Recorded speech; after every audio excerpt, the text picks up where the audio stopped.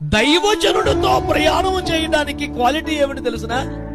అతన్ని చూడగలని హృదయంలో నాకు మేలు చేసే వ్యక్తి వచ్చాడు, నన్ను గద్దించే వ్యక్తి వచ్చాడు, నన్ను సరిచేసే వ్యక్తి వచ్చాడు, నన్ను శుద్ధీకరించే వ్యక్తి వచ్చాడు, నా పక్షంగా బలి అర్పణ చేసేవాడు వచ్చాడు, నాకు ముందుగా నడిచేవాడు వచ్చాడు, నన్ను సేవలో రేపేవాడు కూడా వచ్చాడు, నేను రక్షణ పొందవలసిన మార్గం నాకు బోధించడానికి వచ్చాడు.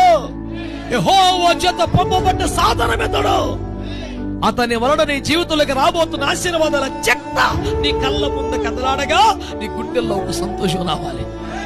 అప్పుడు ప్రయాణం మంచిగా సాగుద్ది. లేదనుకో యేసుతో టీవీగాను పోదమ్మా, ఇంకా ఇప్పటికి పదమా చేరను ఎల్లను మరి పాడినా చైనా చేరనా ఇప్పుడు మనేరా బాబు ఎత్తుకు ఇన్నిసార్లు అడగటం వద్దేరా దేవునికి